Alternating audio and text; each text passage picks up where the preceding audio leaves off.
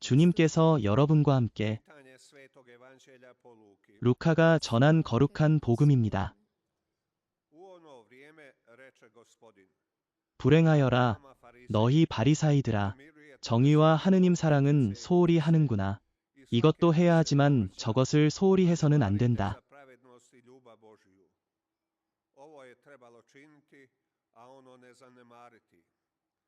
불행하여라 너희 바리사이들아, 너희는 회당의 윗자리를 좋아하고 장터에서 인사받기를 즐겨한다.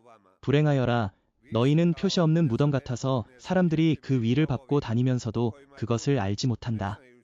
그때 율법학자 가운데 한 사람이 그분께 말하였다. 스승님, 그렇게 말씀하시면 저희까지 모욕하시는 것입니다. 예수님께서 이르셨다. 불행하여라 너희 율법학자들아, 너희는 사람들에게 견디기 힘든 짐을 지워놓고 너희 자신은 그 짐에 손가락 하나 대려 하지 않는다. 주님의 말씀입니다.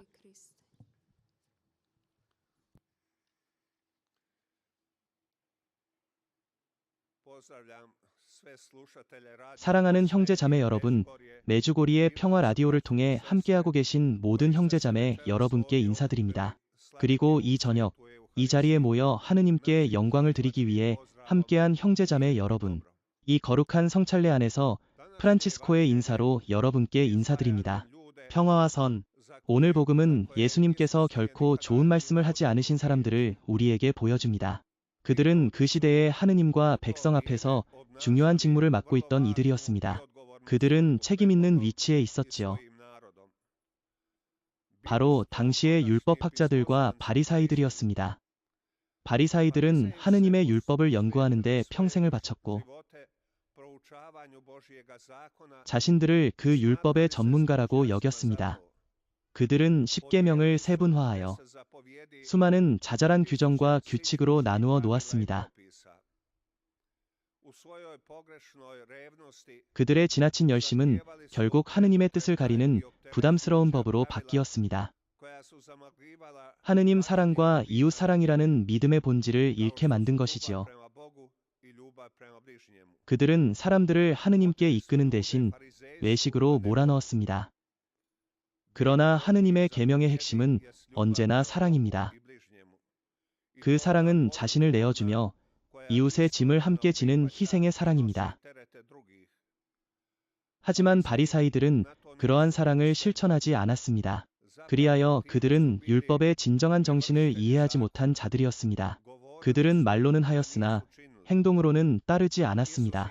예수님께서는 그들을 겉은 깨끗하나 속은 썩은 무덤에 비유하시며 겉모습은 거룩하지만 마음속은 부패했다고 경고하셨습니다. 한편 율법학자들은 수많은 조항과 금지 규정을 만들어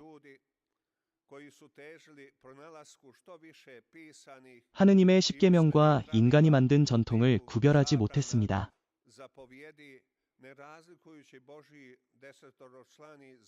그들은 하느님의 법보다 사람의 규칙을 더 중요하게 여겼습니다. 예수님께서는 11조의 예를 들어 그들의 잘못된 방향을 지적하셨습니다. 11조는 자신이 받은 모든 은총에 대한 감사의 표현으로 하느님의 돌보심에 찬미와 영광을 드리는 행위였습니다. 하지만 바리사이들은 그 의미를 왜곡하여 하찮은 것들까지 계산하며 11조를 챙겼습니다. 심지어 작은 채소에까지 적용했지요. 그렇게 하느님의 자비와 약한 이들에 대한 관심을 잃어버렸습니다. 예수님께서는 그들을 사랑으로 일깨우시며 다시 사랑의 길로 부르셨습니다. 예수님께서는 그들에게 말씀하셨습니다. 불행하여라, 그분은 그러한 삶이 어디로 향하는지 아셨기 때문입니다. 그들은 하느님의 법을 교묘히 피하려 했지만 하느님은 결코 속으시지 않습니다. 그래서 주님께서는 그들에게 끊임없이 같은 말씀을 되풀이하셨습니다. 불행하여라, 가엾은 이들이여. 예수님의 불행하여라는 단순한 탄식이 아니라 하느님의 심판과 사랑의 경고였습니다. 그 말씀으로 그들을 회개의 길로 이끄시어 구원받기를 바라신 것입니다. 우리 또한 스스로에게 물어야 합니다. 주님께서는 나에게 무엇을 원하실까? 율법을 피하려 해서는 안 됩니다. 그것은 공동체 안에서 질서를 돕는 선물입니다. 그러나 더 중요한 것은 그 법의 근본 목적을 깨닫는 것입니다. 그것은 바로 하느님 사랑과 이웃 사랑입니다. 이 두 가지 계명이 모든 법과 규정의 기초가 되어야 합니다. 이제 한 가지 이야기를 예로 들어봅시다. 한적한 시골 마을, 가난과 싸우며 살아가던 곳에 한 가톨릭 가정이 있었습니다. 그 집은 작았지만 조용한 믿음과 소박한 희망으로 가득했습니다. 그 집에서 한 소년, 로브로가 자라났습니다. 그는 정식 교육의 기회는 없었지만 돕고 나누며 믿는 법을 알고 있었습니다. 아침에는 부모님을 도와드리고 오후에는 노인 이웃들을 찾아가며 그들이 하지 못하는 일들을 기꺼이 거들었습니다. 그는 돌아가신 할머니에게서 배운 짧고 오래된 기도들을 바쳤습니다. 그 단순한 기도가 하느님께 닿는다고 믿었습니다. 그 후 도시로 이사한 친척의 도움으로 로브로는 처음으로 국립학교에 다니게 되었습니다. 그곳에는 그가 꿈에서도 바라던 풍요 속에 자란 아이들이 있었습니다. 아이들은 그의 서툰 말투와 어눌한 글씨, 그리고 순수한 기도를 비웃었습니다. 그들은 하느님의 계명과 교리, 자비의 행위를 입으로는 줄줄 외웠지만 마음으로는 느끼지 못했습니다. 율법은 알았지만 그 율법의 근원이신 사랑을 잊은 것입니다.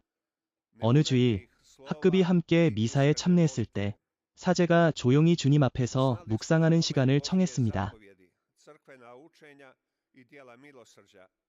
그 침묵 속에서 로브로는 마음 깊은 곳에서 들려오는 목소리를 느꼈습니다. 작은 내 아이야, 모든 계명을 다 외우지 못해도 괜찮단다. 너는 이미 그것들을 살아왔구나. 다른 아이들이 배우기도 전에 너는 나를 내 하느님으로 받아들였고 나의 이름을 헛되이 부르지 않았으며 안식의 날을 거룩히 지켰다. 부모님께 순종하고 말과 행동으로 누구도 해치지 않았구나. 너는 정결하게 살았고 남의 것을 탐하거나 거짓을 말하지 않았다. 비록 글로는 알지 못했지만 너의 삶이 바로 나의 계명이었다. 그 목소리는 로브로의 마음을 평화로 채우며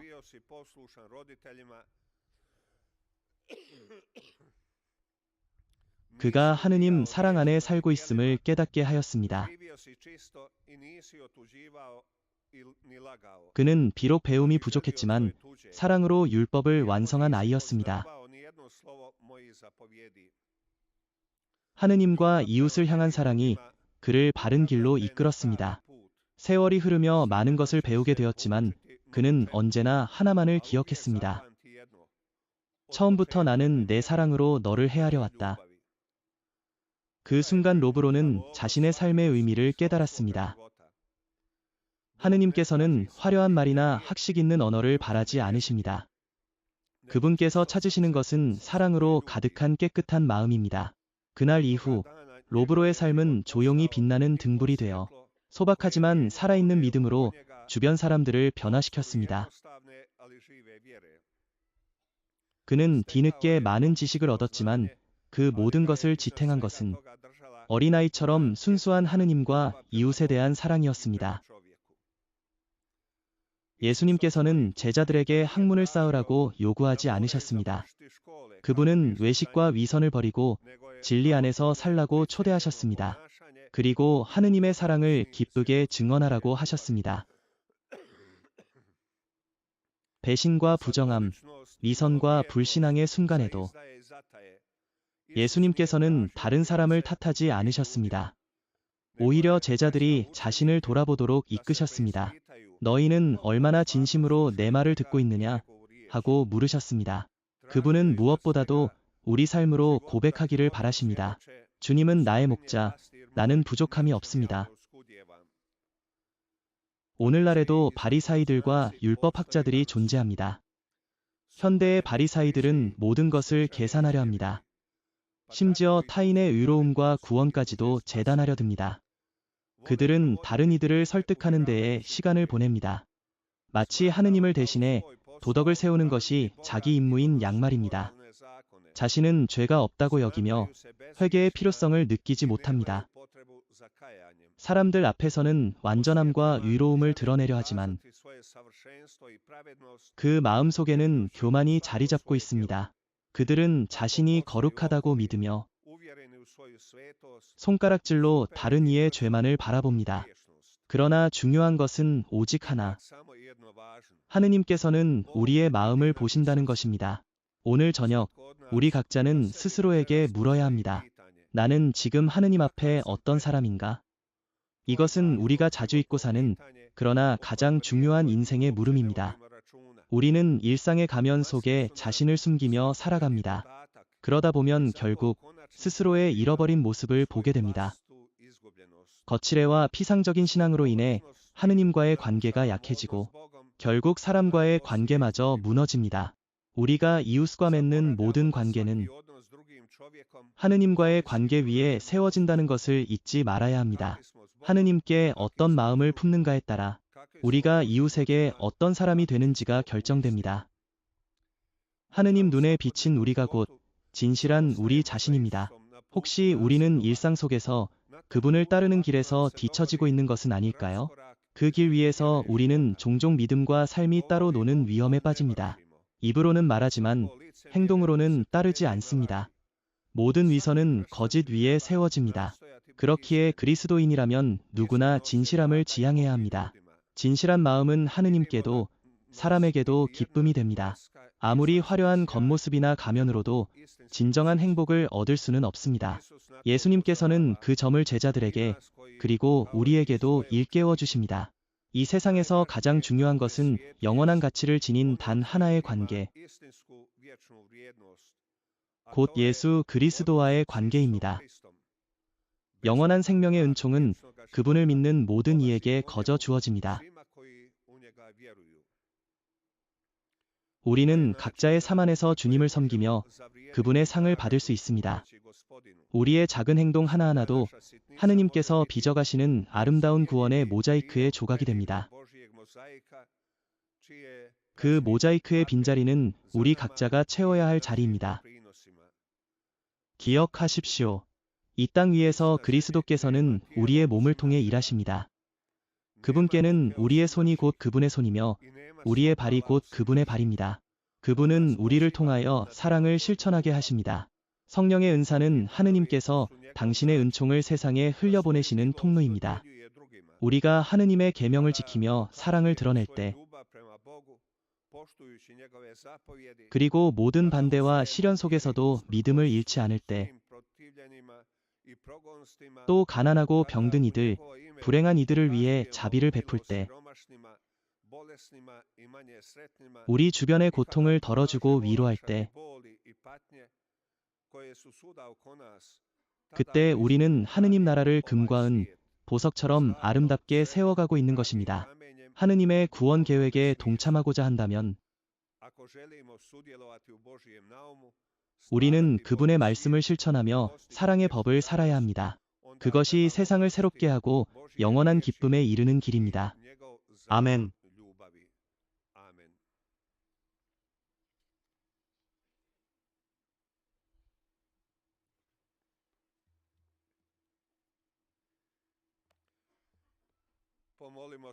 기도합시다.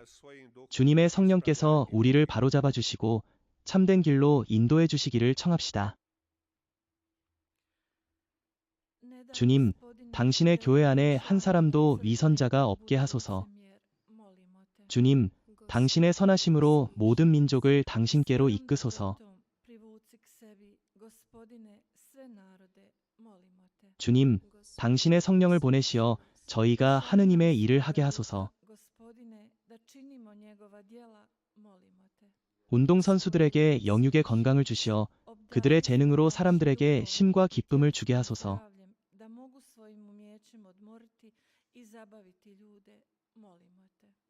Gospodine, usliši nas.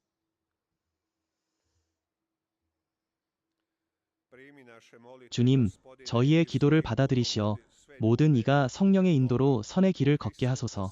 우리 주 그리스도를 통하여 비나이다.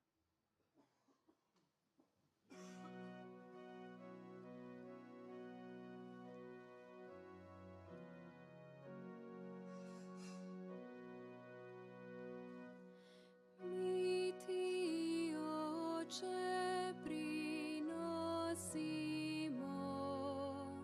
plod sa njiva, kruh i vino. Primi naš dar, Oče naš. Primi naš dar, Oče naš. S darovima primi, Oče, naša srca neba stvorče. Primi naš dar, Oče naš. Primi naš dar,